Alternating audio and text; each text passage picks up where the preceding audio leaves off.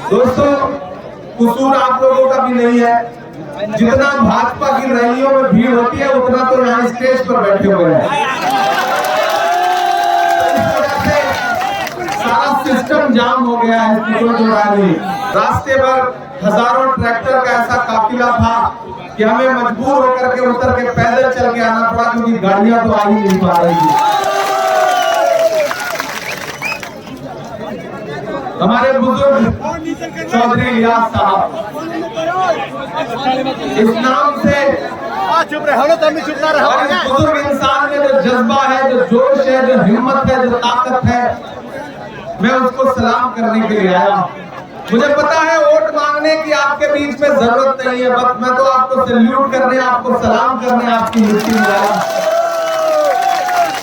आपसे 2-3 जिम्मेदारी भरी बातें करना चाहता हूँ। आने वाली 5 तारीख को आपको अपने घरों से बाहर निकलना है और न सिर्फ पुन्हाना के मुस्तकबिल का फैसला करना है, बल्कि हरियाणा के मुस्तकबिल का भी फैसला करना है। मेरी नई नस्लों, अगर आपको यह लगता है कि यह इलेक्शन सिर्फ एक विधायक चुनने का इलेक्शन है, तो आप लोग गलतफहमी के शिकार हैं। अगर आपको लगता है कि आप 5 तारीख को घरों से बाहर निकलेंगे, ईवीएम का बटन दबाएंगे और एक एमएलए चुन देंगे, तो मामला उससे कहीं बड़ा है। यह मामला इतना छोटा नहीं है।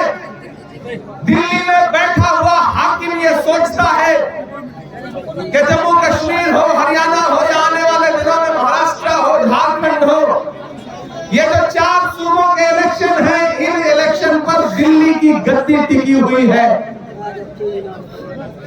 मीडिया के किसी भी इंसान से पूछ लीजिए, वो आपको बता देगा कि जिस पार्टी का हरियाणा होता है उसी की दिल्ली होती है।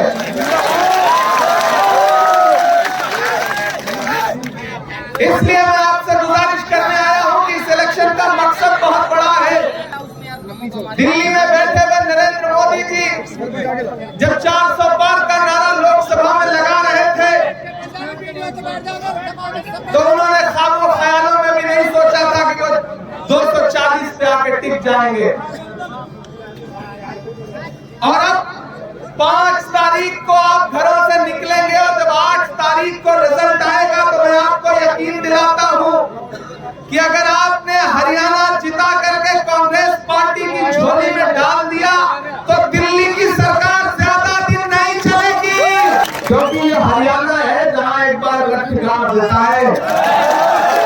अगर आपने, खास तौर से पुराना वालों, मेवात वालों, आपने कांग्रेस पार्टी के कैंडिडेट को जिता करके, चौधरी इलियास साहब को जिता करके असेंबली पहुंचा दिया, तो आप जिता करके तो एमएलए बना के पहुंचाओगे, कांग्रेस पार्टी वहां से इंशाल्लाह वापस मिनिस्टर बना करके भेजेगी। इसलिए मैं आपसे गुजारिश करने आया हूं कि मेरे भाई, ये लड़ाई बहुत बड़ी है, ये लड़ाई बहुत अहम है। इस लड़ाई में आपको एक बात जहन में रखनी है, ये जो आपके बीच में वोट बांटने की साजिशें करने वाले घूम रहे हैं, इनसे होशियार रहना है। जो आज खुद को आजाद कह रहे हैं, दरअसल उनकी डोर नरेंद्र मोदी और अमित शाह के हाथ में है। ये सिर्फ नाम के आजाद हैं। ये जैसे ही इनको कुछ हासिल होगा, ये पलट के फिर उसी गोद में बैठ जाएंगे जहां से निकल के आए हैं। इसलिए मेरी गुजारिश है कि रत्ती भर भी बहकना नहीं है। वादा किया गया था उजालों का क्या हुआ, जन्नत के उन हसीन हवालों का क्या हुआ। शामों की सैर के लिए रास्ते तो बन गए, लेकिन हमारे पैर के छालों का क्या हुआ। पिछले 10 साल में भारतीय जनता पार्टी ने हरियाणा को लूटने का काम किया है।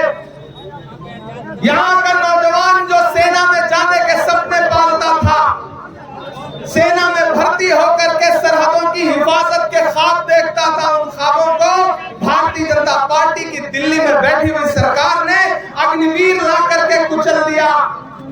प्रधानमंत्री उधर नारा देते हैं बेटी बचाओ बेटी पढ़ाओ, और हरियाणा की वो बेटियां जो ओलंपिक मेडल लाती हैं, जब वो अपना हक मांगने के लिए जंतर मंतर पर जाकर के बैठती है और इंसाफ की गुहार लगाती है, तो यही भाजपा सरकार की पुलिस हरियाणा की उन्हीं बेटियों को दिल्ली के जंतर मंतर पर घसीटने का काम करती है। ये भाजपा है, ऐसी सरकार को उखाड़ फेंकने का दिन आ गया है।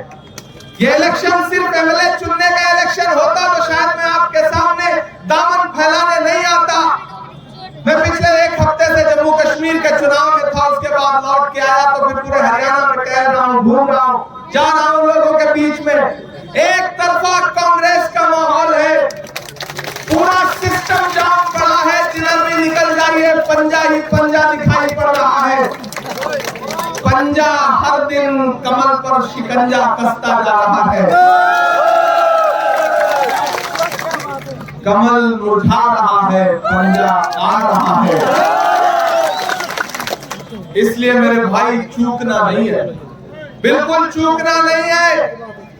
इस बार तो चौधरी साहब के लिए बच्चा बच्चा बोल रहा है कि बाबा बाबा ही कह दे, बाबा ही कह दे। बच्चा चौधरी इलियास साहब के लिए जो मोहब्बत दिखा रहा है, मैं तो तकरीबन 20 किलोमीटर का रोड शो करते हुए यहाँ पे पहुंचा हूँ। मैं पुन्हाना की आवाम को सलाम करता हूँ, और ये जो नई बिछौर का 12 गांव है जिसके लोगों ने यहाँ जन समर्थन देने के लिए समारोह किया है, मैं उनकी मोहब्बत को सलाम करता हूँ। हम अतिशय सोजा में भी हक बात कहेंगे, हम अतिशय सोजा में भी हक बात कहेंगे, कुंदन की तरह तहर में ताबिंदा रहेंगे। तारीख बताती है कि हर दौरे सितम में हम जिंदा थे, हम जिंदा हैं, हम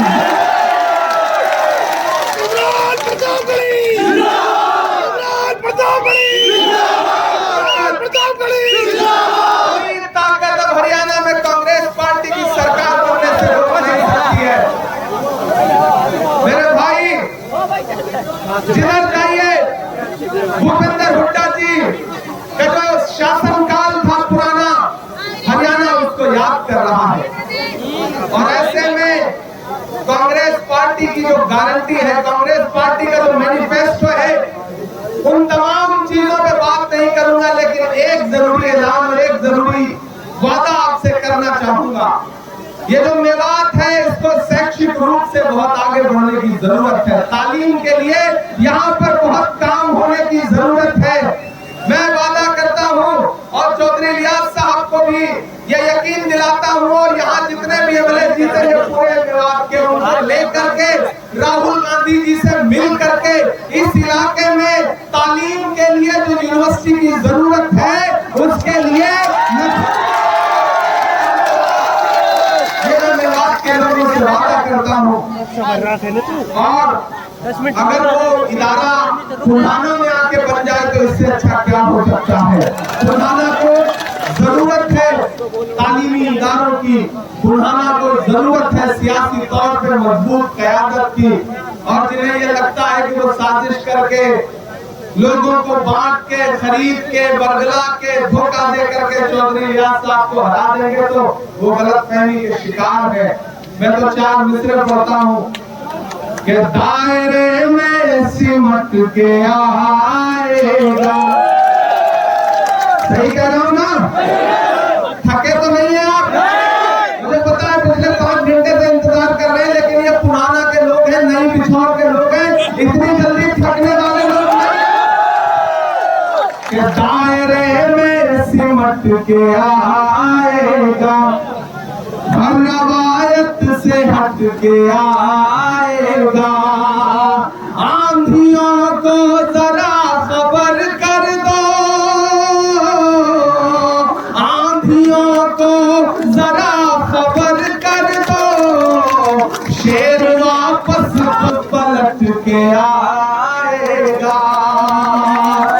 पूरे हरियाणा में कहीं भी चले जाओ, भाजपा की रैलियों में भीड़ नहीं है, किराए के लोग लाए जा रहे हैं।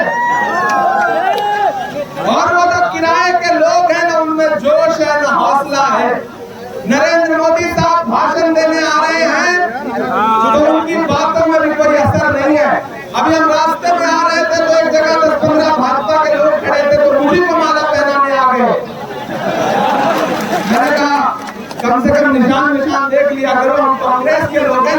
का स्वागत है, आपकी आज से कांग्रेस ज्वाइन कर लो।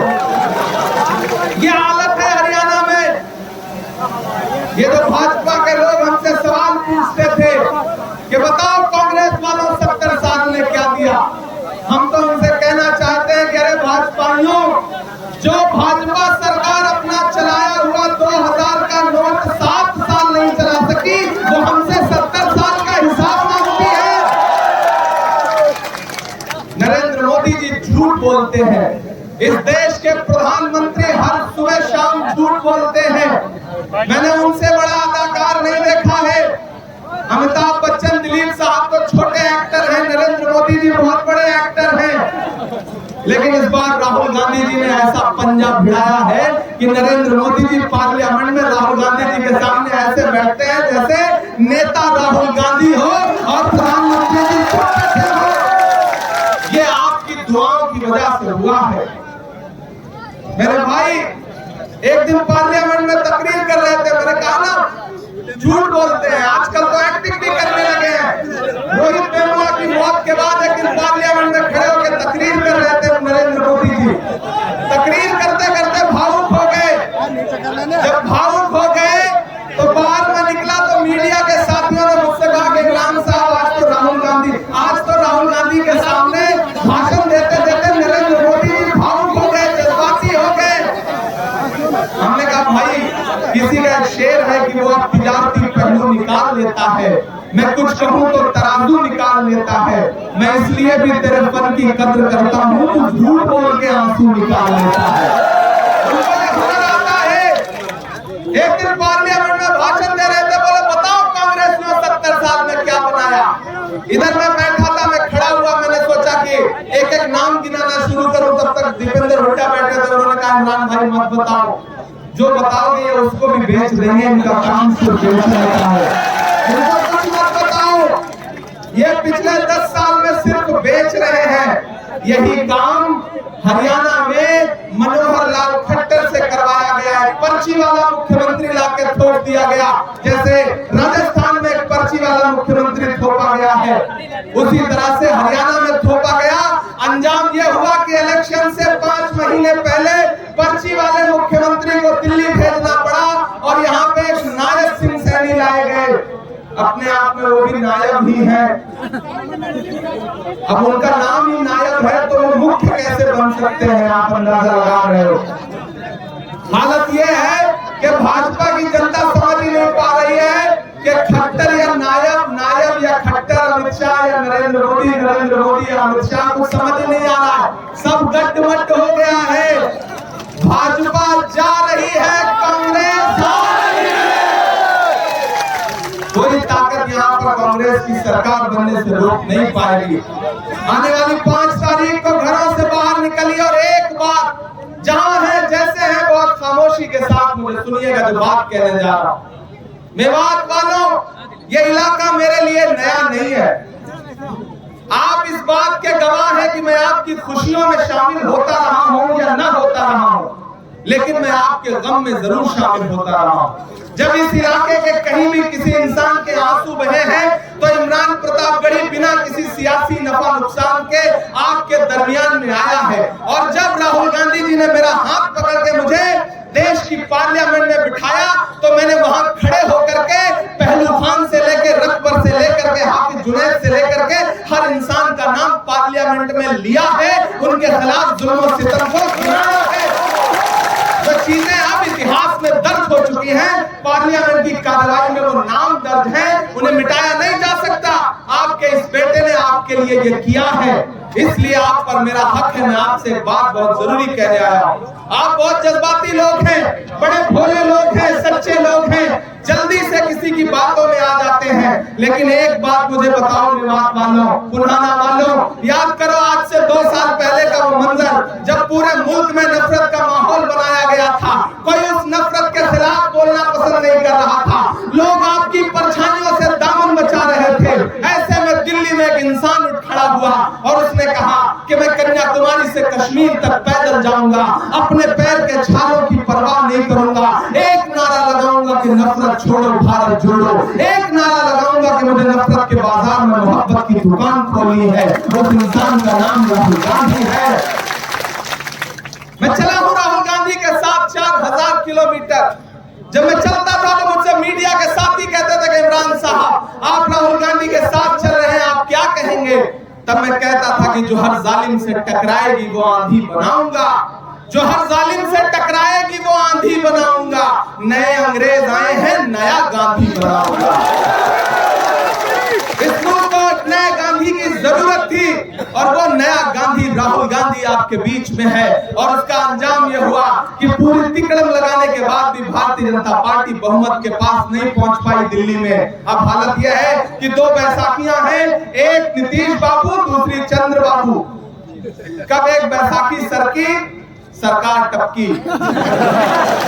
बहुत दूर नहीं है वो दिन, लेकिन वो कब होगा? जब हरियाणा जिता करके कांग्रेस की झोली में डालोगे, क्योंकि जिसका हरियाणा होता है उसका पूरा जमाना होता है। तो आपको ये करना पड़ेगा। राहुल गांधी को मजबूत करना चाहते हो और अगर चाहते हो कि दिल्ली की गद्दी पर राहुल गांधी प्रधानमंत्री बन के बैठे तो उसकी शुरुआत 5 तारीख से करो। घरों से निकलो, चौधरी इलियास के लिए हाथ के पंजे के सामने वाला बटन दबाओ, यहाँ कांग्रेस का मुख्यमंत्री बनाओ। और आने वाले दिनों में वो दिन दूर नहीं है जब दिल्ली में भी कांग्रेस पार्टी की सरकार बनेगी और ये जितने नफरत के अलंबरदार हैं ये अपनी नफरत लेकर के अपने अपने घरों में बैठ जाएंगे। आप तो इस बात पर ईमान रखते हो ना कि मजदूर का पसीना सूखने से पहले उसकी मजदूरी उसे दे देनी चाहिए। रखते हो ना इस बात पर ईमान? ये हमारे बुजुर्गों का कौल है। हम इस बात पर ईमान रखते हैं कि मजदूर का पसीना सूखने से पहले उसकी मजदूरी उसे दे देनी चाहिए। मैं आज पुन्हाना के नई बिछौर में 12 गांवों के तमाम सरपंचों, तमाम आवाम के बीच में खड़ा होकर के ये कहना चाहता हूं कि मैंने देखा है राहुल गांधी के पैर के छाले, मैंने देखा है राहुल गांधी के माथे का बहता हुआ पसीना। मैं आज पुन्हाना में आपसे राहुल गांधी की मजदूरी मांगने के लिए आया हूं और वो मजदूरी है कि राहुल गांधी जी ने चौधरी इलियास साहब को अपना प्रतिनिधि बना करके, नुमाइंदा बना करके आपके बीच में भेजा है। अब आपकी जिम्मेदारी है कि चौधरी इलियास साहब को असेंबली पहुंचाइए। मैं कोशिश करूंगा कि आप अपने इस बुजुर्ग को असेंबली विधायक बना के पहुंचाओ और कांग्रेस पार्टी ने वापस मिनिस्टर बना करके आपके बीच में भेजे। ये मैं कोशिश करूंगा। नया पाने की चाहत में पुराना छूट जाता है, तुझे अपनाऊं तो मुझसे जमाना रूठ जाता है। मोहब्बत पढ़ने लिखने में बहुत आसान है, लेकिन मोहब्बत को निभाने में पसीना छूट जाता है। गर्मी बहुत है, आप कई घंटे से परेशान हैं। भीड़ इतनी ज्यादा है कि कई लोग तो ये बल्लियों पर टंगे हुए हैं। लेकिन ये भी हरियाणा का एक रंग है। भारतीय जनता पार्टी को ढूंढने से भीड़ नहीं मिल रही है और यहाँ भीड़ जमीन पे आ नहीं रही है, बल्लियों पे बैठना पड़ रहा है। असली हरियाणा का मूड यही है। आप दिल्ली में किसी भी चैनल वाले से पूछ लो तो वो पहले आंख बंद करेगा, फिर बोलेगा भैया हरियाणा में तो कांग्रेस आ रही है। ये बात कहते हुए मोदी मीडिया के हलक में फंस जाती है, लेकिन बोलना पड़ रहा है बेचारों को। दिल से निकल नहीं रही है बात, दिल से ये बात पच नहीं रही है, लेकिन बोलना पड़ रहा है क्योंकि आवाम ने फैसला कर लिया है कि भूपेंद्र सिंह हुड्डा जी के नेतृत्व में जो हरियाणा था वही हरियाणा फिर से वापस लाना है। ये बुरहाना ने फैसला कर लिया है, ये हरियाणा ने फैसला कर लिया। याद है नरेंद्र मोदी जी का वो नारा, भाइयों बहनों, बहुत समझदार लोग हैं, भाइयों बहनों बोल रहे हो, जाते हैं किसकी बात हो रही है। बहुत समझदार, बहुत होशियार लोग। भाइयों बहनों, मुझे देश के खजाने की चाबी सौंप दो, मैं देश नहीं लूटने दूंगा, चौकीदारी करूंगा। अब तो मैं पार्लियामेंट में उनके सामने बैठता हूं तो वो बेचारे नजर थोड़ी सी झुकाते हैं और मैं वहां खड़ा होकर के उनसे पूछता हूं कि कहां सोया है चौकीदार। लगना चाहिए कि हरियाणा में खड़ा हूं, ऐसे काम नहीं चलेगा। देखो मैं भी थोड़ी थोड़ी हरियाणवी सीख रहा हूं, तो थोड़ा सा मुझे लगना चाहिए। आपकी ताली तालियों का शोर एक एक लाइन पे दिल्ली तक जाना चाहिए। तैयार रहिएगा, मैं नज़्म सुनाता हूँ आपको कि कहाँ सोया है चौकीदार, कहाँ सोया है। खट्टर ने कर डाला हरियाणा का बंटा धार, चौकीदार कहाँ सोया है चौकीदार। विजय माल्या नाक के नीचे से हो गया फरार, चौकीदार कहाँ सोया है चौकीदार। के चाय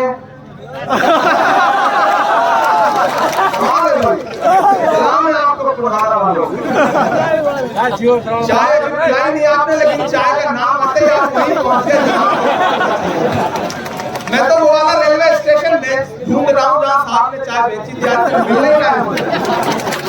कल में समाज में रोड शो कर रहा था, तो वहाँ तो अलग ही माहौल है, अलग ही कल्चर है। लोग लंबे लंबे गिलास में दूध भर के लाते थे और हर 10 कदम पे लाते थे और कहते थे पियो, पीना पड़ेगा। और वो जो उसमें मोहब्बत होती थी, आदमी कितना दूध पिया आप सोचो। लेकिन उस मोहब्बत को सलाम करता हूँ और ये मिसरे पढ़ता हूँ कि कहाँ सोया है चौकीदार, कहाँ सोया है चौकीदार। गैस सिलेंडर की कीमत भी 1000 के पार, कहाँ सोया है चौकीदार। ये ढोल वैसे ही वापस ले लो जैसे भाजपा वाले हनुमान को वापस ले गए। ये इसको किनारे रखो, बहुत शोर करता है कि चाय बेचने वाला पूरा भारत बेच रहा है, कि चाय बेचने वाला पूरा भारत बेच रहा है। इसी काम में हासिल से महारत बेच रहा है। कि रेल बिक गई, तेल बिक गया, बिका हवाई अड्डा। अगर ये लाइन आ रही है उस पर कोई भी हाथ खामोश नहीं जाएगा। स्टेज पर उनका भी और सामने है उनका भी। मैं मिसरे पढ़ता हूँ और एक नाम आएगा, वो नाम सुन के गुदगुदी हो तो उसे तालियों में बदल देना। कि रेल बिक गई, तेल बिक गया, बिका हवाई अड्डा। सब कुछ बिकता देख के खुश है अपने जेब की।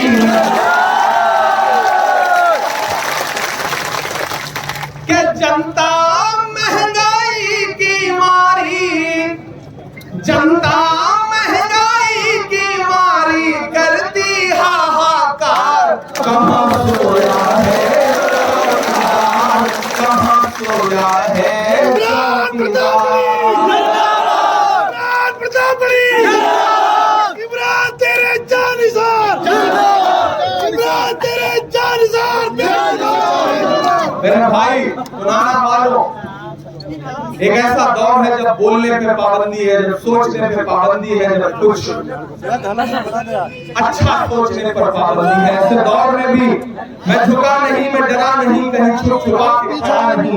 जो डटे हुए हैं महान पर मुझे उन सबों में तलाश कर। मैं लड़ रहा हूँ आपके लिए। मुझे कांग्रेस पार्टी ने कहा कि इमरान जाइए, चौधरी इलियास साहब के लिए आवाम से अपील करिए, चौधरी साहब को 1 मिनट के लिए इधर लाइए, अपने बुजुर्गों के बीच में बैठे करिए हमारे